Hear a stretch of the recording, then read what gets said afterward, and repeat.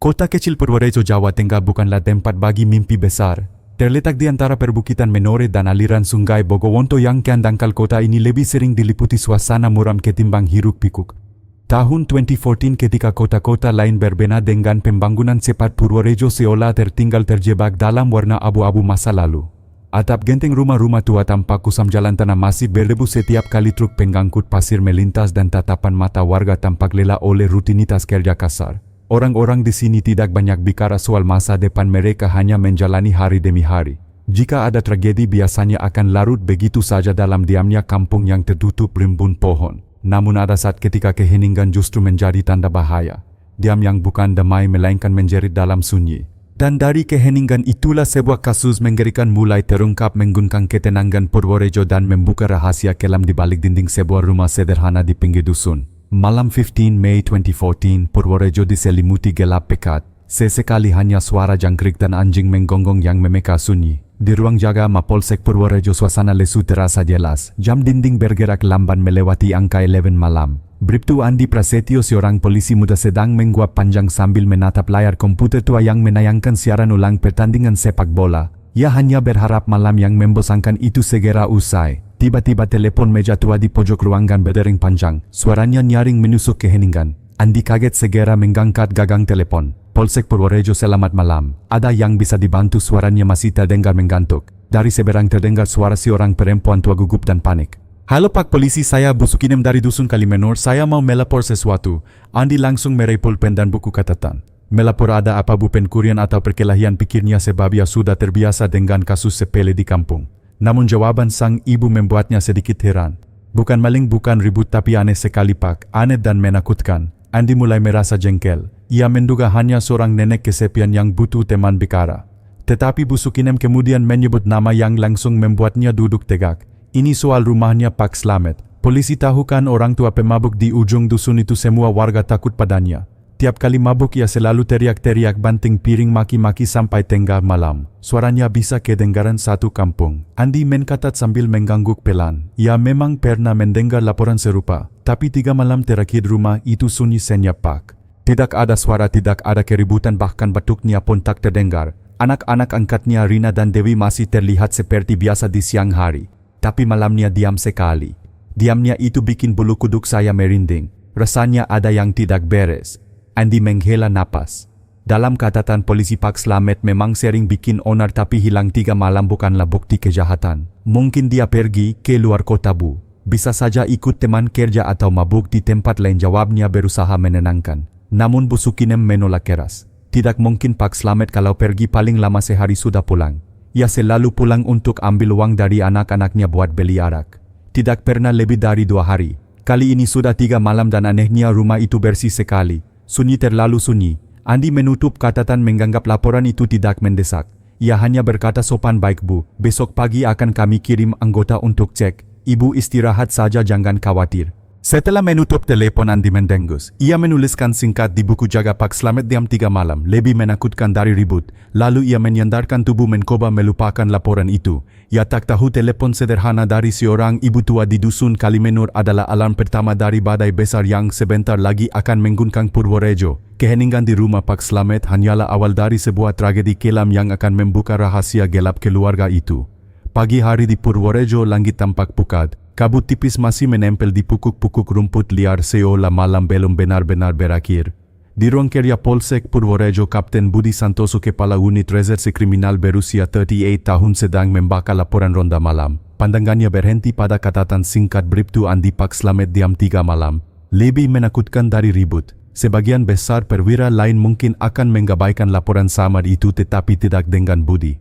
20 tahun bertugas membuatnya percaya bahwa kasus besar seringkali bermula dari hal kecil, dari kejanggalan yang orang lain sepelekan. Kalimat sederhana diam lebih menakutkan daripada ribut menggugah intuisi kriminalnya. Rangga, ikut saya ke Dusun Kalimenur sekarang, ujarnya pada salah satu anak buahnya.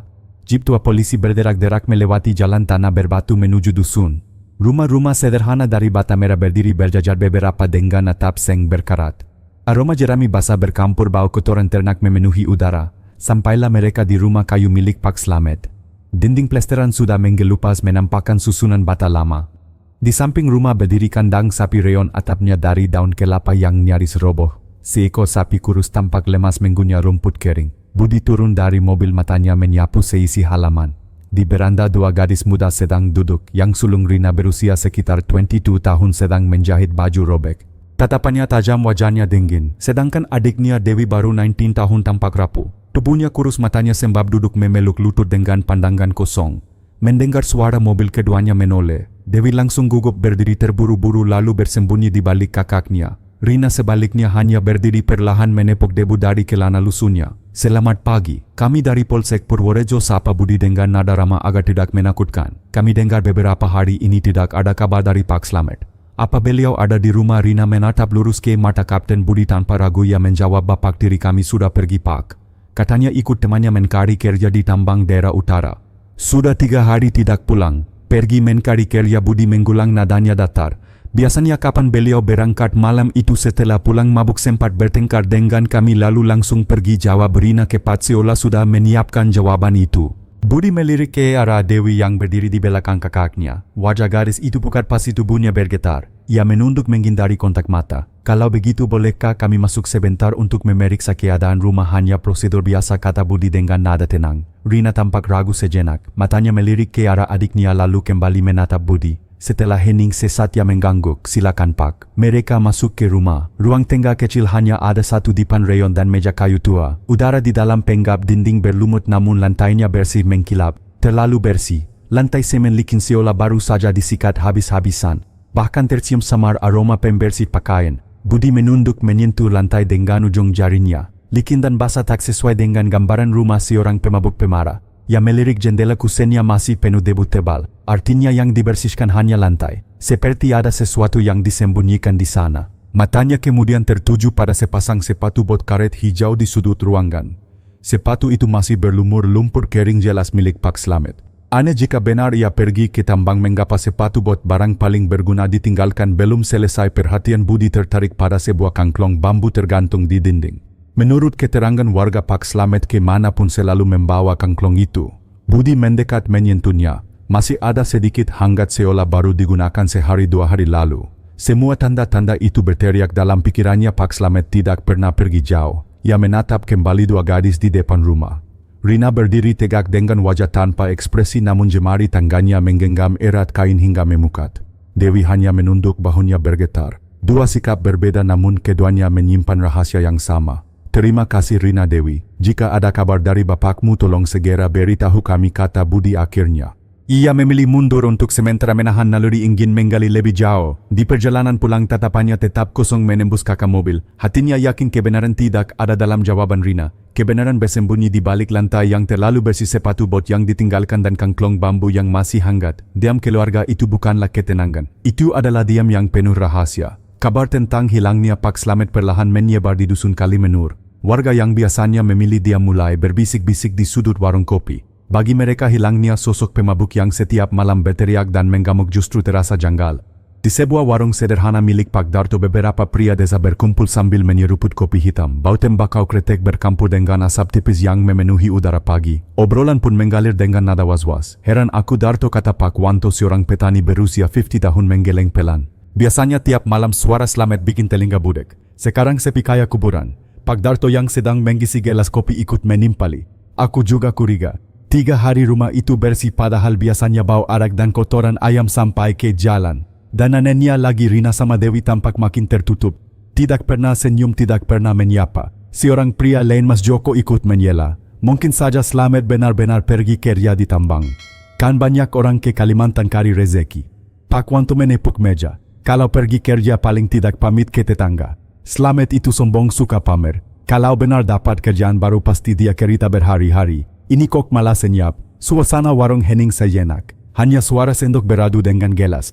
Wajah-wajah mereka tegang seolah masing-masing memikirkan kemungkinan terburuk. Di saat itu Labu Sukinem masuk. Perempuan tua itu membawa bakul sayur, matanya tajam, wajahnya penuh kecemasan. Ia langsung duduk tanpa basa-basi. Kalian masih ingat malam terakhir sebelum Slamet hilang, tanyanya. Pak Darto menggerutkan kening. Maksudmu? Aku dengar suara ribut dari rumah itu. Ada teriakan, ada suara barang PK. Lalu tiba-tiba diam, senyap. Setelah itu tidak ada apa-apa lagi. Sejak malam itu rumah itu berubah. Aku yakin ada sesuatu yang disembunyikan. Perkataan Bu Sukinem membuat bulu kuduk beberapa orang berdiri. Mereka saling pandang tak seorang pun berani menggukap kata pembunuhan meski itu jelas ada di kepala mereka. Sementara itu di kantor Polsek Kapten Budi Santoso sedang merenungkan kembali pengamatan kemarin. Ia merasa semua tanda menunjuk pada kebohongan. Ia memutuskan untuk mendatangi warga menggali informasi dari sisi lain. Siang itu ia kembali ke dusun Kalimenur menyamar dengan pakaian biasa agar tidak menkolok. Ia duduk di warung Pak Darto memesan kopi lalu pura-pura ikut nimbrung. Obrolan warga yang penuh bisik-bisik segera ditangkap telinganya. Ia mendengar cerita tentang ribut malam terakhir, tentang perubahan sikap Rina, tentang tangis Dewi yang terdengar di sumur belakang rumah. Semua potongan cerita itu bagaikan serpihan kakak yang jika disusun mulai membentuk bayangan besar ada rahasia kelam di rumah itu. Ketika Bu Sukinem melihatnya, ia langsung mendekat. "Pak polisi, saya tahu Anda sedang selidiki ini. Tolong jangan tunggu lama. Kalau benar ada yang terjadi pada Slamet, maka dua anak itu menyimpan kunci jawabannya." Budi menatap perempuan tua itu lekat-lekat.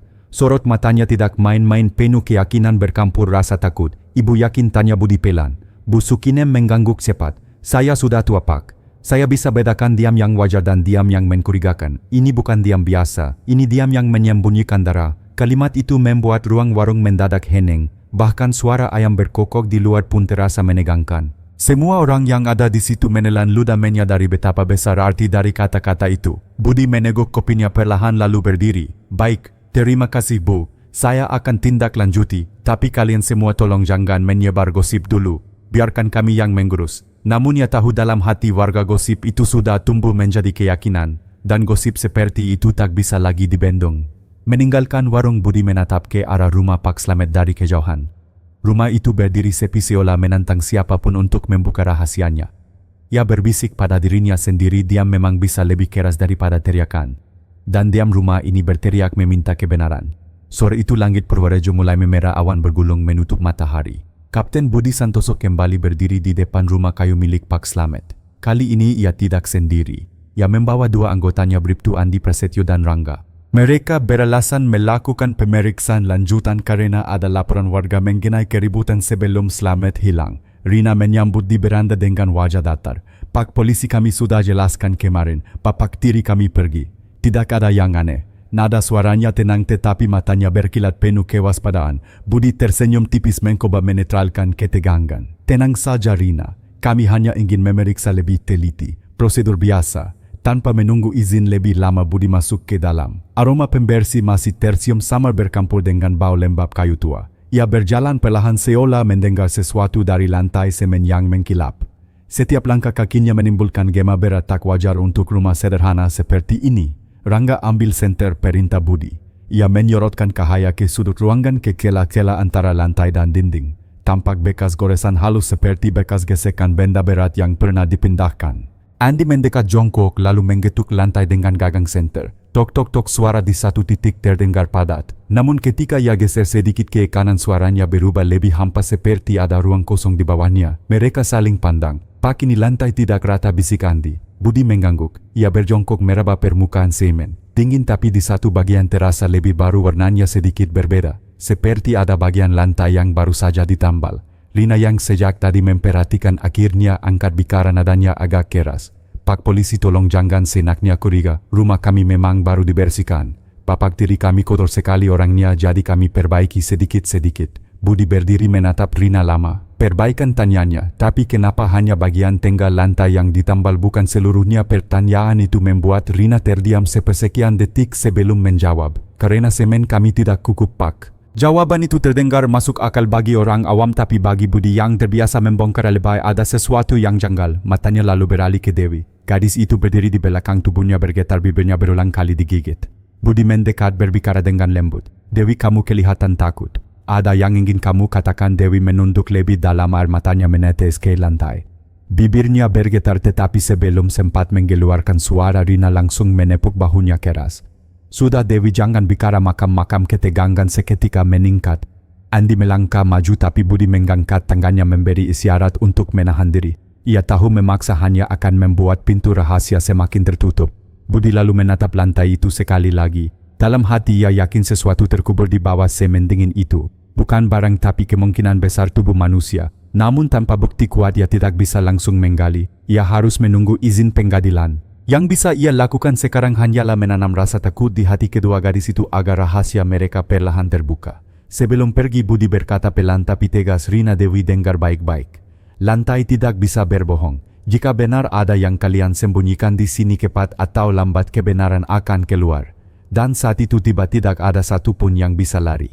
Rina terdiam kaku. Dewi menutup wajahnya dengan kedua tangan, bahunya tergungkang oleh tangisan tertahan. Budi melangkah keluar bersama anak buahnya. Udara sore terasa berat seperti ikut menyimpan rahasia. Dari kejauhan warga dusun memperhatikan diam-diam. Mereka tahu ada sesuatu yang mengerikan bersembunyi di rumah itu. Di dalam mobil Andi akhirnya bersuara. Pak, kita yakin ada sesuatu di bawah lantai itu. Budi menatap lurus ke jalan, wajahnya dingin. Andi, lantai itu sudah bicara pada kita. Sekarang tugas kita membuat dunia mendengar suaranya.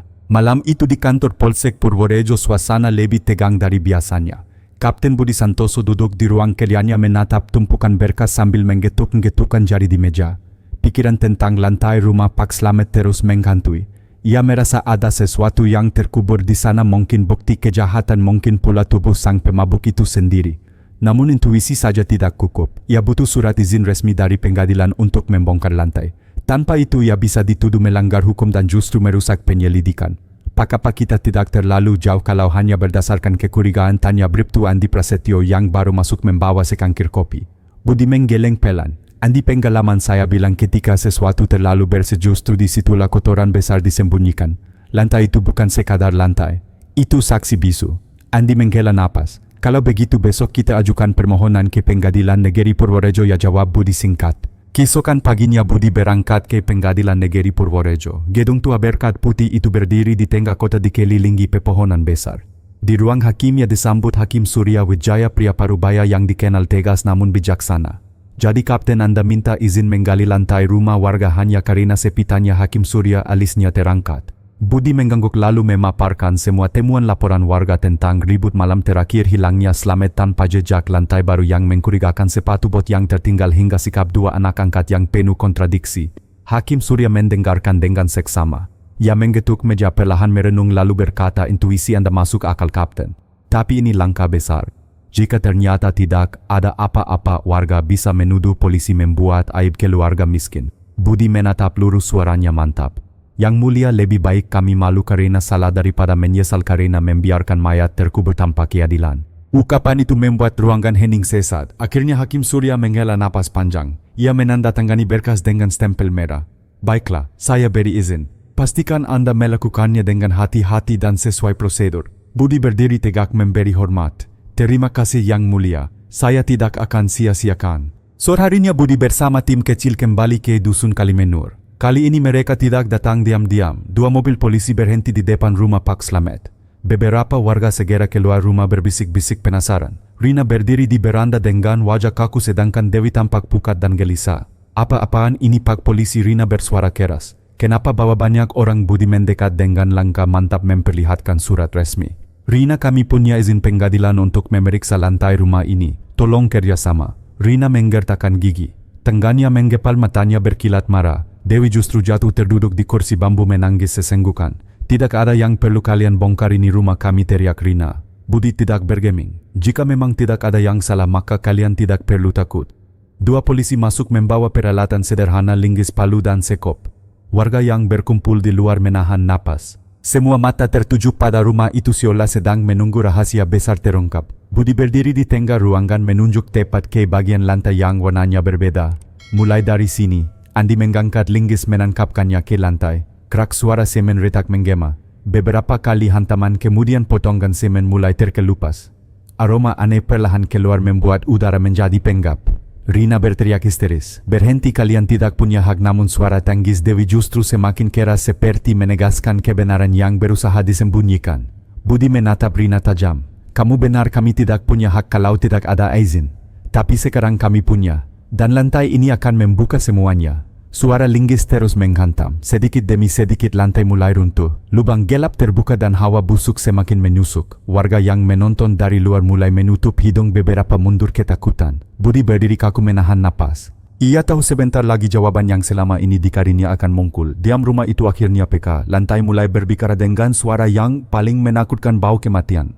Suara linggis menghantam lantai terus bergema di ruang sempit itu. Setiap pekahan semen yang terangkat semakin jelas aroma busuk menyengat keluar menusuk hidung semua orang. Udara menjadi berat bercampur antara bau tanah lembab dan bau kematian yang tak salah lagi. Bribtu Andi berhenti sejenak menutup hidung dengan sapu tangan. Pak bau ini jelas bukan bau biasa. Kapten Budi Santoso mengangguk, wajahnya tegang namun matanya fokus. Lanjutkan Andi. Kita harus buka semuanya. Rina berteriak histeris dari pojok ruangan. Hentikan kalian, gila itu cuma lubang septic tank lama, namun suaranya terdengar lebih seperti putus asa daripada meyakinkan. Dewi yang sejak awal hanya menangis kini terduduk di lantai, tubuhnya gemetar hebat. Tangannya menutup telinga seolah tidak sanggup mendengar suara linggis yang semakin mendekat ke rahasia terdalam rumah itu. Dengan sekali hentakan keras lantai retak besar. Lubang menggangga dan cahaya senter menembus kegelapan di bawahnya. Semua orang yang berada di ruangan menahan napas. Dari lubang itu tampak ujung kain batik kotor setengah terkubur semen. Budi berjongkok menarik sedikit kain itu dengan sarung tangan. Seketika potongan kain terseret memperlihatkan sesuatu yang membuat bulu kuduk berdiri. Sebuah tangan manusia kaku pucat dan sebagian sudah membusuk. Ya Tuhan, gumam Rangga lirih mundur beberapa langkah dengan wajah pucat. Warga yang melihat dari jendela langsung berteriak histeris. Beberapa perempuan menutup mulut, ada yang jatuh pingsan. Suasana dusun peka oleh kepanikan. Kapten Budi tetap tenang meski dadanya berdegup keras. Ia berdiri menatap Rina dengan sorot mata tajam. Rina, siapa yang kalian kubur di sini? Rina terdiam, wajahnya keras, giginya terkatup rapat. Matanya merah menahan tangis tapi juga dipenuhi kemarahan. Sementara itu Dewi berteriak parau seolah tidak sanggup menahan beban lagi. Itu bapak-bapak, selamat, tangisnya peka menggema di ruangan. Warga di luar rumah semakin ribut. Beberapa berteriak marah, beberapa bersorak karena akhirnya kebenaran mulai terungkap. Budi menunduk mencoba menenangkan Dewi, ceritakan yang sebenarnya. Apa yang terjadi malam itu? Namun sebelum Dewi menjawab, Rina melangkah maju berdiri di antara polisi dan adiknya. Diam Dewi, jangan katakan apa-apa, suaranya menggelegar, tangannya menggepal keras. Ketegangan makin memuncak. Polisi lain segera mendekat bersiaga. Budi mengangkat tangannya memberi isyarat agar tidak ada yang gegabah. Ia tahu kunci jawaban ada di dua gadis ini. Rina, kata Budi dengan nada tegas namun tenang, lantai ini sudah berbicara.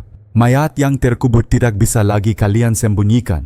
Kalau kau terus bungkam, hukum akan lebih kejam.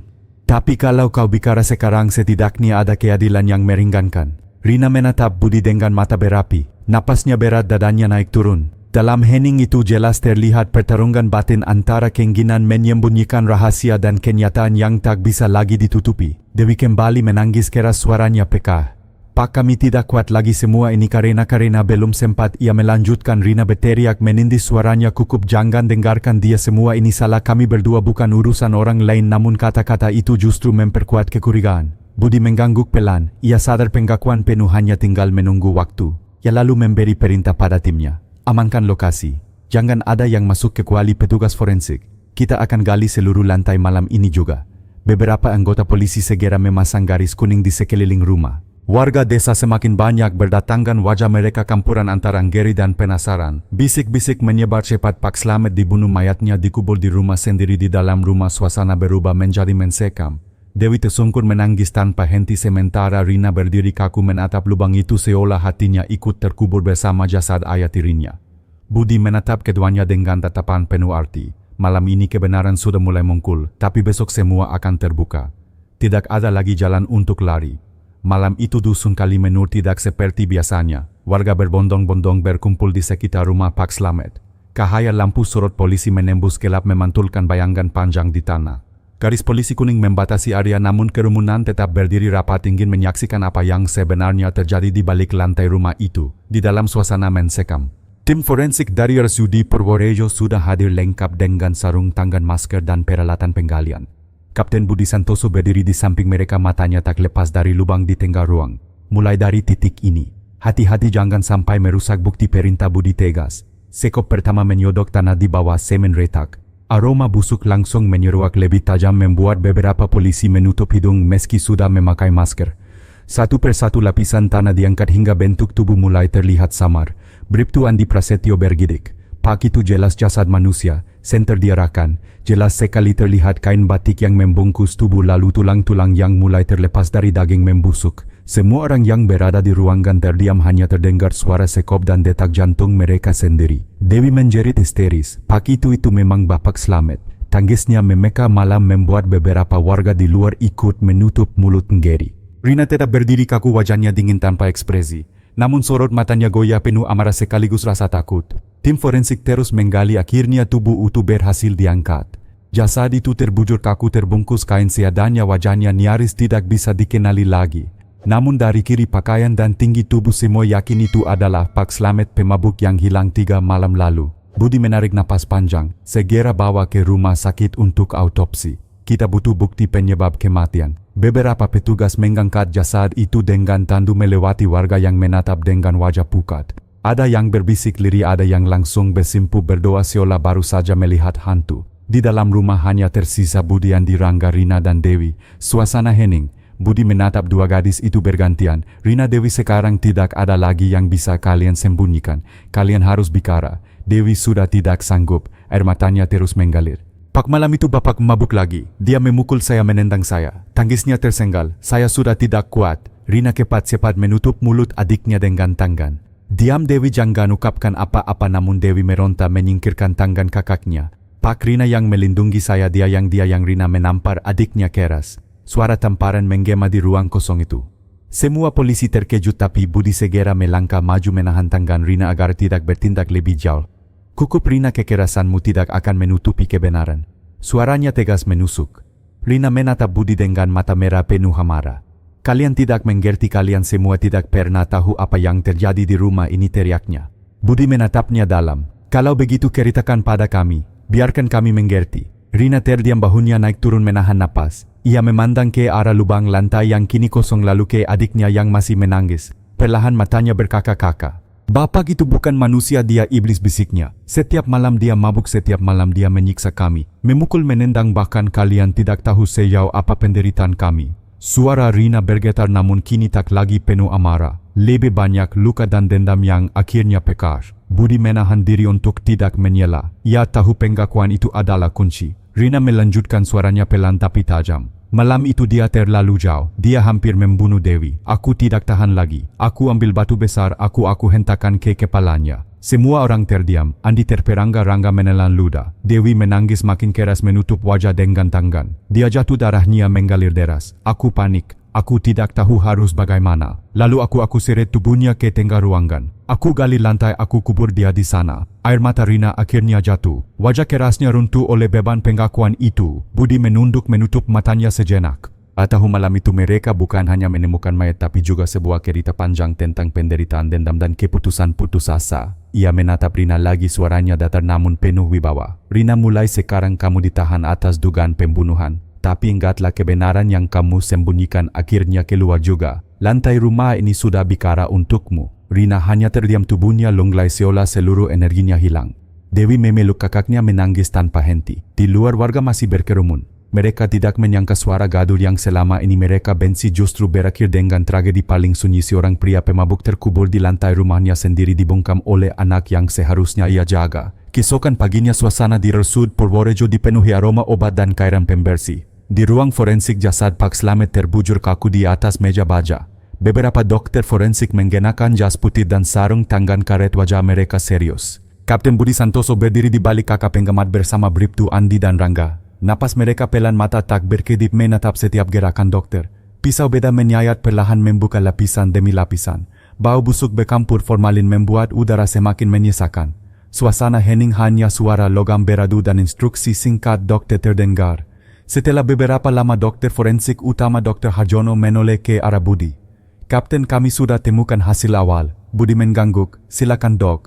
Dr. Harjono menarik napas panjang. Penyebab kematian jelas benturan benda tumpul sangat keras di bagian belakang kepala. Retakan tengkorak lebar, kemungkinan korban langsung tidak sadarkan diri dan meninggal seketika. Andi menelan ludah. Jadi benar pengakuan Rina dok, ya jawab Harjono singkat. Namun ada hal lain yang perlu Anda tahu. Budi mengernyit. Apa itu? Harjono melanjutkan dengan suara berat. Kami menemukan banyak bekas luka lama di tubuh korban. Ada bekas pukulan di punggung, tangan, bahkan patah tulang yang sudah menyatu kembali. Semua tanda menunjukkan bahwa korban memang sering terlibat kekerasan tapi bukan sebagai korban. Dari pola lukanya terlihat jelas korban adalah pelaku kekerasan rumah tangga. Tubuhnya penuh jejak perlawanan orang lain. Budi menutup mata sejenak. Semua keterangan itu sejalan dengan pengakuan Rina. Jelas rumah itu selama bertahun-tahun menjadi arena penderitaan dua gadis malang. Harjono menambahkan selain itu ada juga tanda alkohol kronis di organ tubuhnya. Hati korban rusak para tipikal pekandu berat. Ini menjelaskan perilakunya yang pemarah dan tidak stabil. Budi mengganggu berat.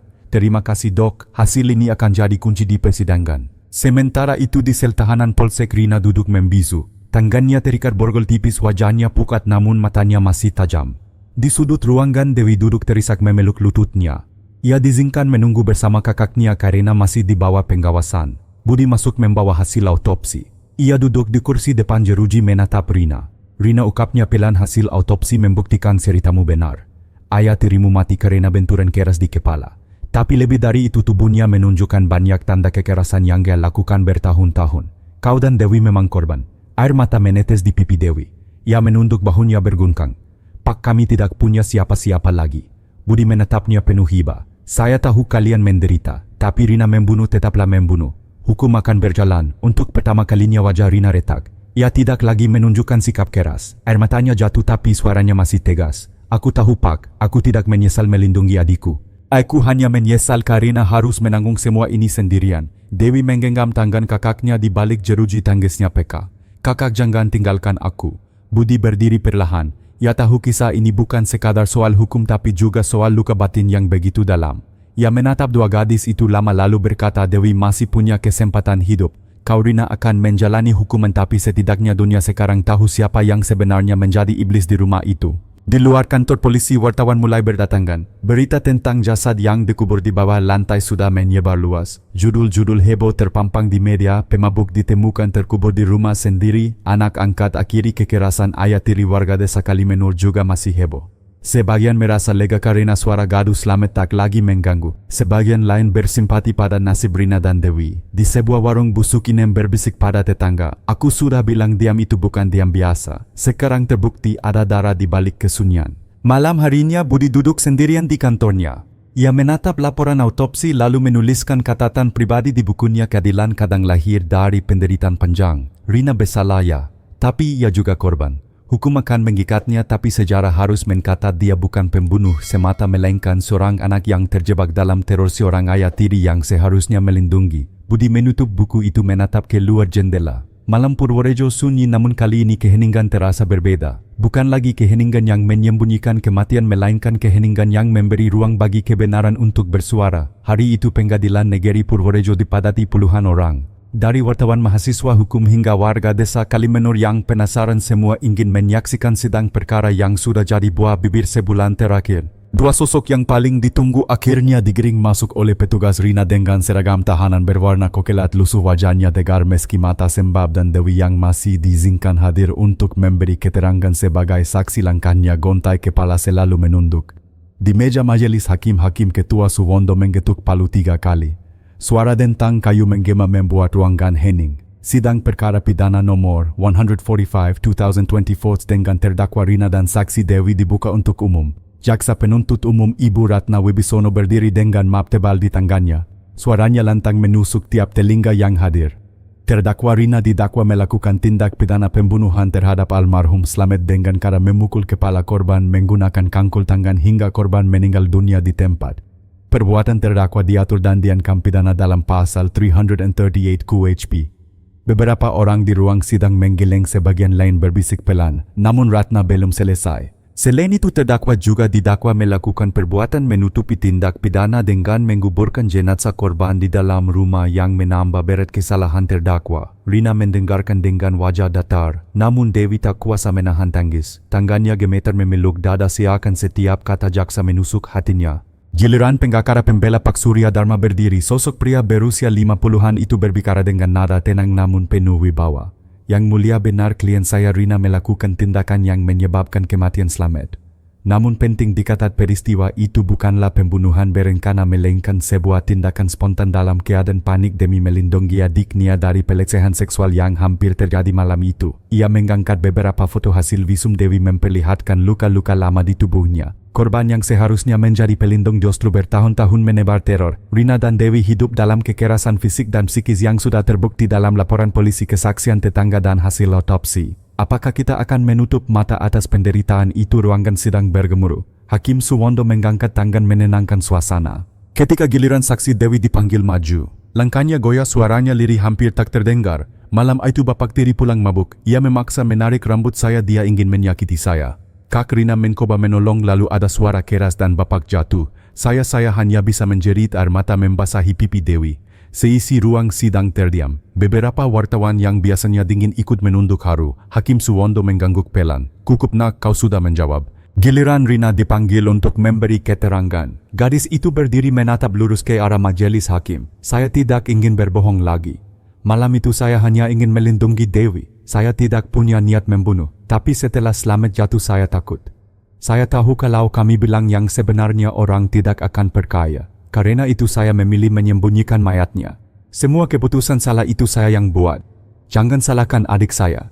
Dia hanya ikut karena saya paksa. Suaranya bergetar tapi jelas. Dewi terisak semakin keras ingin menyela, namun hakim melarang. Jaksa Ratna mencoba menyerang balik. Kalau benar hanya karena panik mengapa terdakwa sempat membersihkan lantai, menggubur jasad dan menyiapkan jawaban palsu bagi polisi, itu bukan spontan, itu sudah perhitungan. Rina menunduk menggenggam erat tangannya. Itu salah saya. Saya tidak bisa berpikir jernih. Saya hanya ingin melindungi Dewi dari dunia luar yang mungkin menyalahkan kami. Pengacara Surya langsung menimpali, itu bukan bukti perencanaan yang mulia. Itu bukti seorang gadis berusia 20 tahun dalam keadaan ketakutan mencoba menyelamatkan sisa keluarganya. Apakah itu kriminal dingin atau sekadar desperasi seorang anak? Sidang berlangsung berjam-jam. Saksi tetangga dipanggil termasuk Bu Sukinem yang bersaksi tentang malam sunyi tanpa suara ribut yang biasa. Ia juga mendengar suara gedebuk keras yang kemudian diam tak biasa. Semua keterangan itu menambah bobot cerita Rina dan Dewi. Bahwa malam itu ada sesuatu yang berakhir hanya dengan satu pukulan. Ketika hari menjelang sore sidang ditutup sementara, Hakim Suwondo menggetuk palu. Sidang akan dilanjutkan pekan depan dengan agenda pembacaan tuntutan. Di luar gedung pengadilan, wartawan segera mengerubungi pengacara Surya. Pak, apakah Anda yakin Rina bisa bebas? Surya hanya tersenyum tipis. Saya tidak bilang bebas. Tapi saya yakin keadilan akan melihat penderitaan mereka sebelum memutuskan vonis. Rina digiring masuk ke mobil tahanan. Sebelum pintu ditutup, Dewi berlari mendekat. Ia menggenggam tangan kakaknya dari kelaju jendela mobil. Kak, apapun yang terjadi aku tetap bersamamu. Rina tersenyum samar untuk pertama kalinya tanpa air mata. Jaga dirimu dik, aku kuat karena ada kamu. Mobil perlahan melaju meninggalkan halaman pengadilan yang masih dipenuhi kerumunan.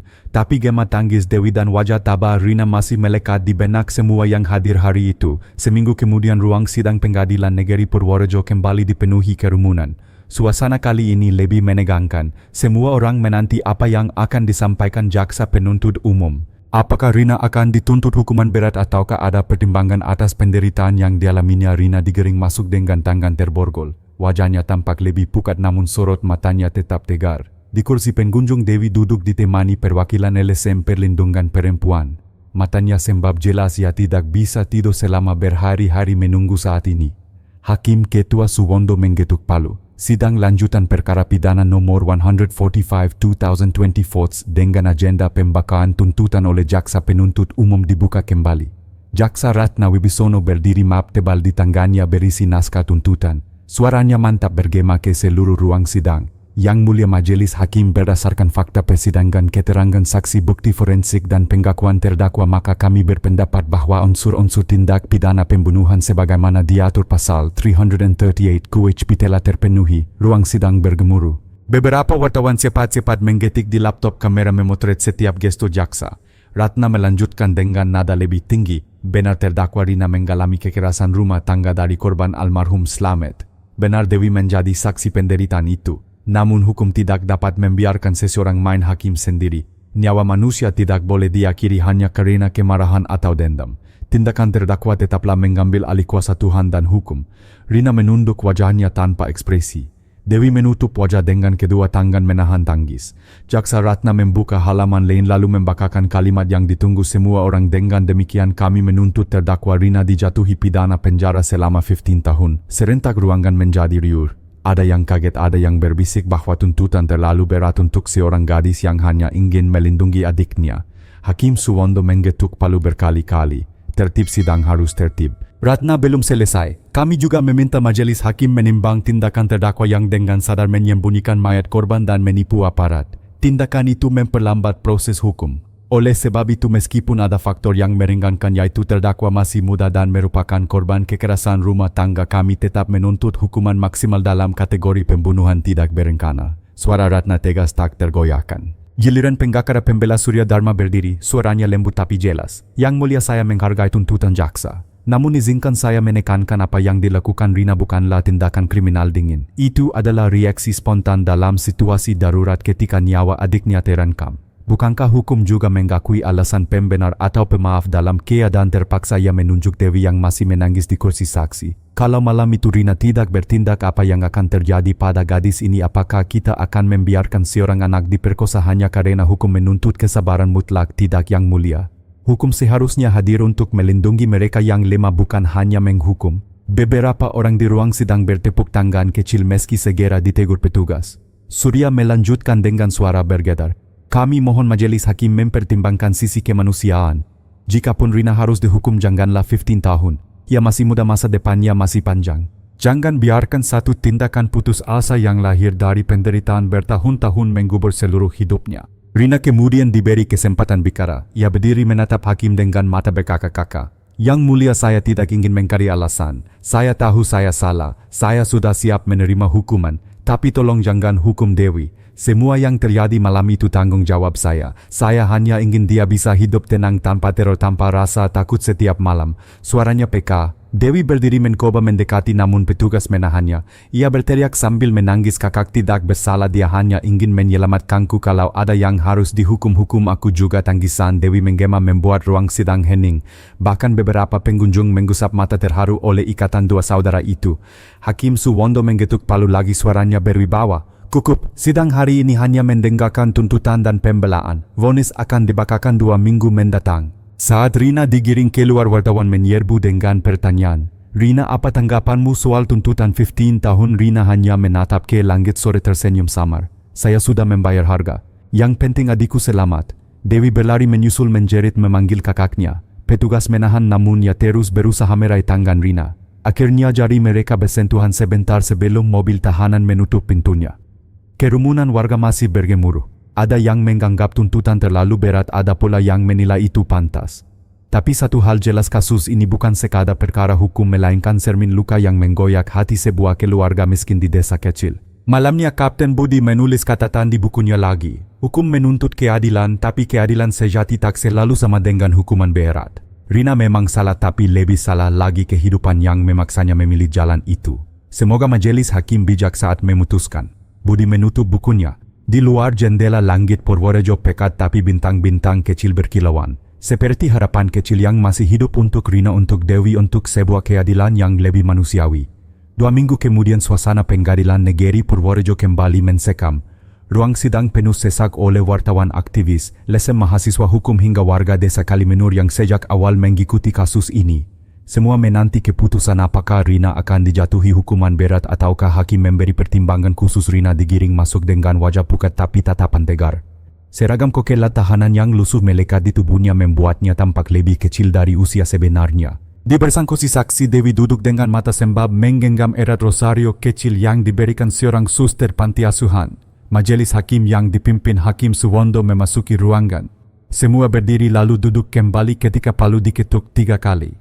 Sidang perkara pidana nomor 145/2024 dengan agenda pembacaan putusan dibuka kembali. Ruangan hening. Hanya suara kipas angin tua yang berderit pelan. Hakim Suwondo membuka berkas tebal di hadapannya, membaca dengan nada tenang namun berat. Setelah mendengar keterangan saksi-saksi, memeriksa barang bukti, mendengarkan keterangan ahli forensik serta mempertimbangkan pembelaan terdakwa dan penasihat hukumnya, majelis hakim menilai hal-hal sebagai berikut. Ia berhenti sejenak menatap ke arah Rina, bahwa benar terdakwa Rina melakukan perbuatan yang mengakibatkan meninggalnya Slamet dengan cara memukul kepala korban menggunakan benda tumpul. Bahwa benar perbuatan tersebut memenuhi unsur pasal 338 KUHP tentang pembunuhan.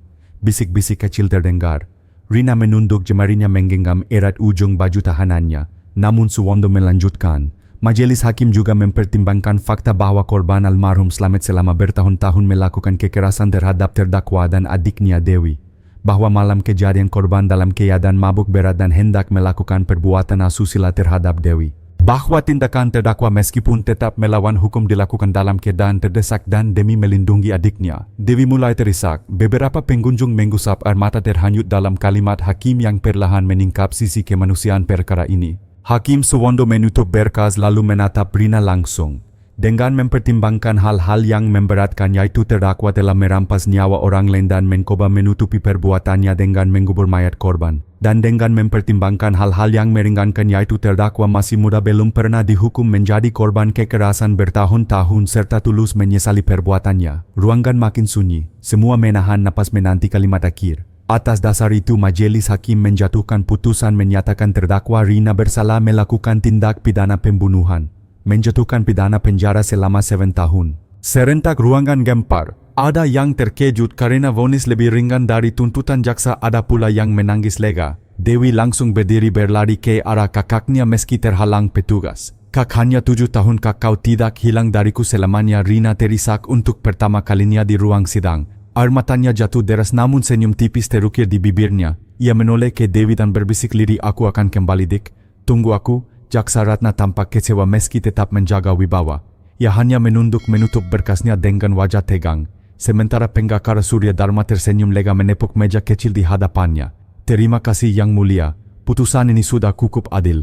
Hakim Suwondo menggetuk palu sekali lagi. Sidang selesai, Rina digiring keluar oleh petugas. Dewi berusaha mendekat sebisa mungkin menggenggam tangan kakaknya sebentar sebelum dipisahkan jeruji mobil tahanan. Air mata mereka bercampur di genggaman singkat itu. Di luar gedung wartawan segera menyorotkan kamera melontarkan pertanyaan. Rina, apa yang kau rasakan dengan vonis ini? Rina hanya menjawab singkat, matanya menatap ke langit biru yang luas. 7 tahun bukan hukuman tapi waktu untuk belajar. Aku hanya berharap Dewi bisa hidup lebih baik dariku. Malam itu di kantor Polsek, Kapten Budi menulis catatan terakhir dalam kasus ini. Vonis sudah dijatuhkan. Rina bersalah tapi tidak sepenuhnya jahat. Hukum telah memberi jalan tengah menebus kesalahan tanpa melupakan penderitaan. Semoga suatu hari ketika bebas ia dan Dewi bisa membangun hidup baru tanpa bayangan kekerasan. Sunyi di rumah itu akhirnya peka, dan kali ini bukan karena teriakan mabuk melainkan oleh suara keadilan. Budi menutup bukunya menatap malam Purworejo yang lenggang. Untuk pertama kali dia malam terasa benar-benar damai. Sejak vonis dijatuhkan, suasana di Dusun Kalimenur berubah. Rumah kayu tempat jasad Slamet ditemukan kini kosong, ditutup garis polisi lalu perlahan ditinggalkan warga. Tidak ada yang berani mendekat terlalu lama seolah lantai rumah itu masih menyimpan kutukan. Sementara itu Dewi harus memulai hidup baru tanpa Rina. Gadis 19 tahun itu kini tinggal di Panti Asuhan Santa Maria di kota Purworejo berkat bantuan LSM Perlindungan Perempuan. Ruangannya sederhana, ranjang besi, lemari kecil dan jendela menghadap halaman penuh pohon flamboyan. Setiap pagi ia bangun lebih awal membantu suster membersihkan ruang makan. Tangannya terbiasa bekerja tapi hatinya masih kerap kosong. Setiap kali menatap piring kosong setelah sarapan, ingatannya melayang ke masa lalu, suara Rina yang selalu menyuruhnya makan lebih banyak meski kakaknya sendiri hanya menyisakan sedikit untuk dirinya. Namun hidup tidak berhenti. Dewi mulai menempuh pendidikan paket K yang disediakan oleh yayasan. Di kelas ia duduk paling depan mencoba fokus meski sering kali bayangan kakaknya mengganggu. Guru-gurunya menaruh perhatian khusus melihat betapa besar luka yang ia bawa. Suatu sore Kapten Budi Santoso datang ke panti. Ia disambut hangat oleh Suster Agnes lalu diajak bertemu Dewi di perpustakaan kecil panti.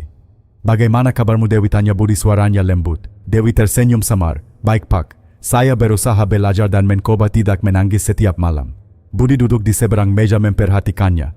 Kakakmu kuat karena ada kamu. Sekarang giliranmu yang harus kuat untuknya. Rina menjalani hukumannya tapi ia ingin kau melanjutkan hidup. Mata Dewi berkaka-kaka. Saya janji Pak, saya akan belajar sungguh-sungguh. Kalau Rina bebas nanti saya ingin dia bangga padaku. Budi mengangguk. Itu yang terbaik. Ingat, masa lalu tidak bisa dihapus tapi masa depan bisa kau tulis ulang. Hari-hari di panti berjalan dengan ritme baru. Dewi mulai terbiasa dengan doa pagi, kelas siang dan kegiatan sore bersama anak-anak lain. Ia mengajar anak-anak kecil membakar sesuatu yang diam-diam membuatnya merasa berguna. Tapi setiap malam saat lampu kamar dipadamkan, ia menatap langit-langit dan berbisik dalam hati. Kak, aku rindu tapi aku akan bertahan. Kadang ia menulis surat untuk Rina.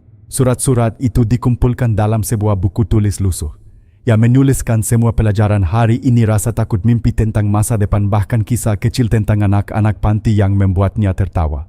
Setiap kali menulis ia merasa seolah sedang berbicara langsung dengan kakaknya.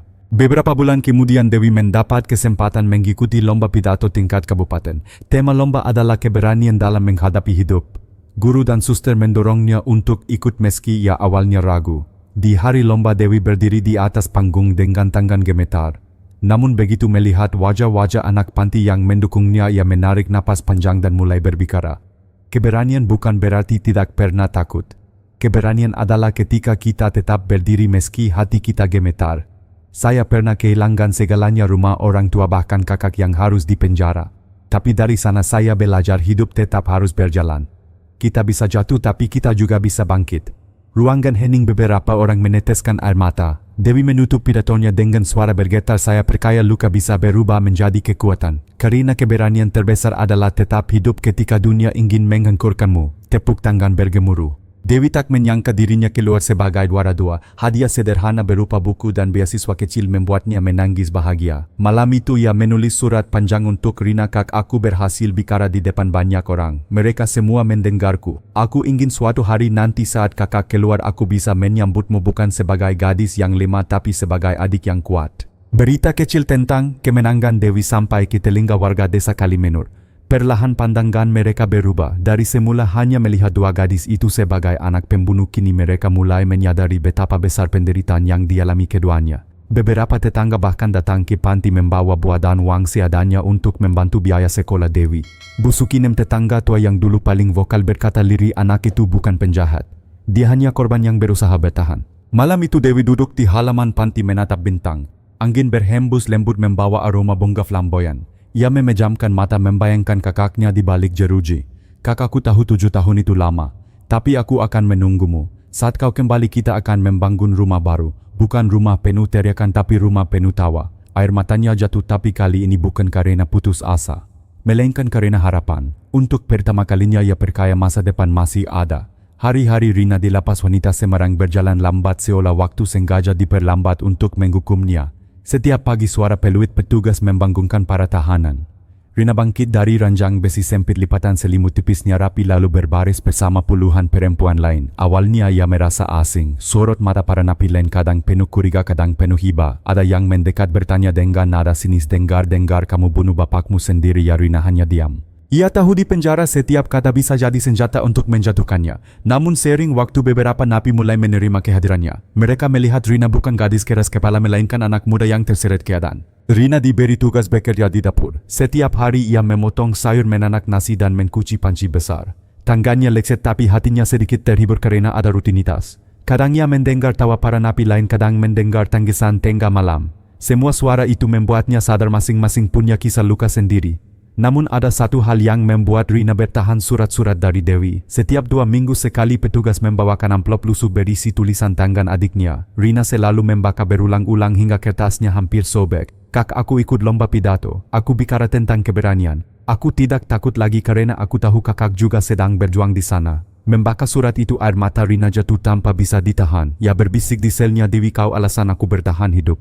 Malam-malam di penjara adalah ujian terberat. Tembok tinggi, jeruji besi dan pintu baja menutup semua kebebasan. Rina sering terjaga menatap langit malam dari celah kecil jendela selnya. Bayangan malam terakhir dengan selamat selalu datang lengkap dengan suara teriakan darah yang mengalir dan tubuh yang roboh. Terkadang ia merasa bersalah, terkadang ia merasa lega. Dua perasaan itu bertarung dalam hatinya tanpa pernah ada pemenang. Suatu malam ia berbicara dengan sesama napi bernama Mbak Sari, wanita berusia 40-an yang dipenjara karena kasus narkoba. "Kamu masih muda, Rin. Jangan biarkan masa mudamu habis untuk menyesali.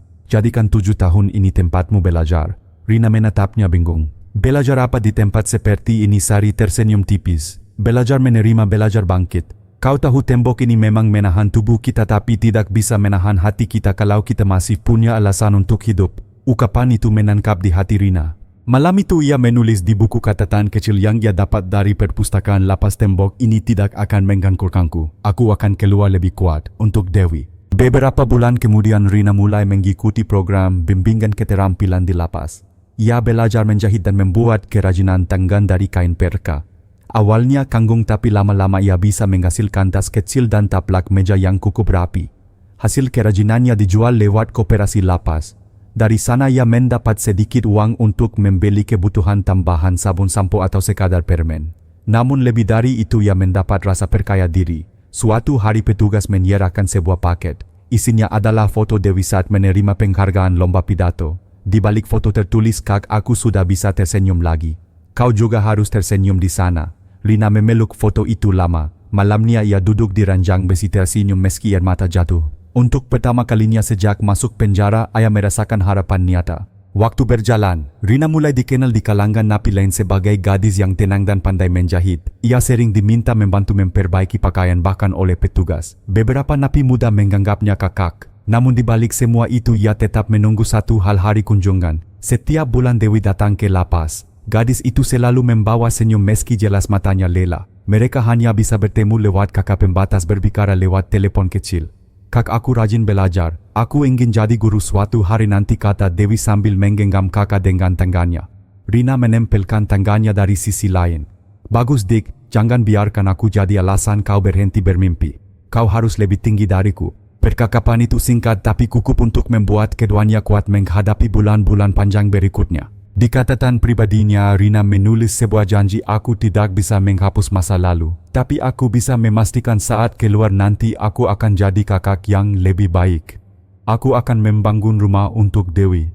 Rumah yang tidak lagi punya lantai penuh rahasia tapi lantai tempat kami menari dan tertawa." Malam itu ia menatap langit dari celah kecil jendela. Untuk pertama kalinya diam tembok penjara tidak lagi terasa menghimpit. Diam itu kini menjadi ruang untuk menumbuhkan harapan. 7 tahun bukan waktu yang singkat. Namun akhirnya hari yang dinanti tiba. Pagi itu lapas wanita Semarang dipenuhi suasana berbeda. Beberapa napi bersalaman dengan Rina menyalaminya dengan senyum tulus. "Rin, jaga dirimu ya. Jangan balik lagi ke sini," kata Mbak Sari teman satu bloknya sambil menepuk bahu Rina. Rina tersenyum tipis, matanya berkaca-kaca. "Terima kasih Mbak. Doakan aku bisa benar-benar mulai hidup baru." Petugas menyerahkan pakaian sederhana yang sudah disiapkan oleh Dewi. Baju putih polos dan rok panjang kokelat. Rina mengenakannya dengan tangan sedikit gemetar. Setelah bertahun-tahun berseragam tahanan, rasanya aneh bisa memakai pakaian bebas. Gerbang besi lapas terbuka perlahan. Matahari pagi menembus masuk hangat di wajahnya. Dan di luar sana berdiri sosok yang selama ini selalu ada dalam doa dan surat-suratnya, Dewi. Dewi berlari, air matanya jatuh tanpa bisa ditahan. Kak Rina menyambut pelukan itu dengan tubuh gemetar. Dua saudara perempuan itu berpelukan erat seolah tidak ada lagi yang bisa memisahkan mereka. Orang-orang di sekitar termasuk petugas lapas menunduk haru melihat momen itu. "Kau sudah besar Dewi, kau terlihat lebih kuat," bisik Rina. Dewi mengangguk menatap kakaknya dengan mata penuh cahaya. "Aku kuat karena kakak. Aku menunggu hari ini setiap malam. Dan sekarang kita bisa pulang." Mereka berjalan keluar lapas bergandengan tangan. Kapten Budi Santoso yang sengaja datang pagi itu menunggu di luar bersama mobil dinasnya. "Selamat datang kembali Rina," ukapnya. "Kau sudah menebus kesalahanmu. Sekarang waktumu membangun masa depan." Rina menunduk hormat. "Terima kasih Pak. Kalau bukan karena Anda mungkin kebenaran tak pernah sampai pada dunia." Budi tersenyum samar. "Yang penting sekarang jangan ulangi masa lalu. Jadilah kakak yang adikmu butuhkan." Perjalanan pulang ke Purworejo penuh keheningan haru. Rina duduk di samping Dewi menatap keluar jendela. Pohon-pohon jati berjejer di sepanjang jalan sawah hijau membentang luas. Udara desa yang dulu terasa menakutkan kini menyambutnya dengan damai. Rumah tua tempat tragedi terjadi sudah lama dijual pemerintah untuk dialihfungsikan. Dewi kini tinggal di rumah kontrakan sederhana yang dekat dengan sekolah tempat ia mengajar sebagai guru honorer. "Lihat Kak, ini rumah kita sekarang," kata Dewi sambil membuka pintu kecil berkat biru. Di dalamnya ada meja kayu, 2 kursi plastik dan ranjang kembar. Sederhana tapi terasa hangat. Rina menggelus dinding rumah itu, air matanya jatuh. Tidak ada lagi lantai yang menyimpan rahasia, bisiknya. Hanya lantai tempat kita melangkah bersama. Malamnya mereka duduk berdua di teras menatap langit Purworejo yang dipenuhi bintang. Suara jangkrik bersahut-sahutan angin malam membawa aroma padi yang baru dipanen. Dewi menyeduh teh hangat menyerahkannya pada Rina. "Kak, 7 tahun aku selalu menulis surat. Aku simpan semuanya. Mau dengar?" Rina tersenyum. "Tentu, bakakan padaku." Dewi membuka buku tebal berisi surat-surat itu. Ia membaca beberapa bagian tentang hari-hari di panti, lomba pidato perjuangan sekolah hingga harapannya agar Rina kuat. Rina mendengarkan dengan mata berkakak-kakak, sesekali tertawa kecil, sesekali meneteskan air mata.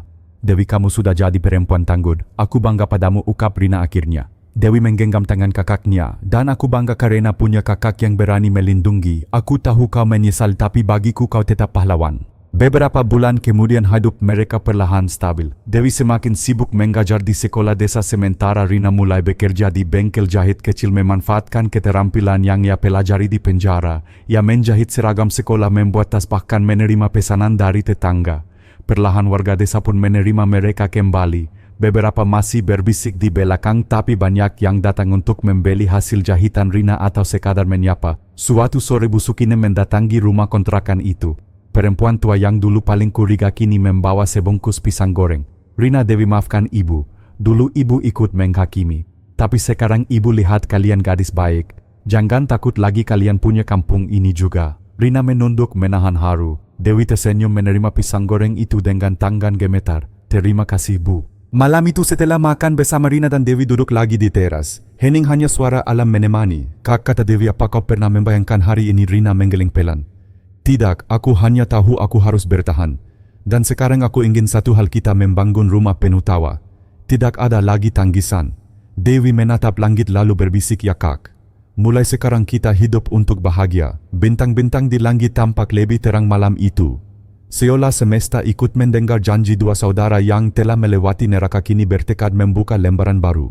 Diam di rumah mereka yang sederhana bukan lagi diam yang menyimpan rahasia, melainkan diam yang penuh damai. Kisah Rina dan Dewi mengajarkan bahwa diam tidak selalu berarti damai. Di balik kesunyian bisa saja tersimpan luka, ketakutan, dan penderitaan yang tak terlihat.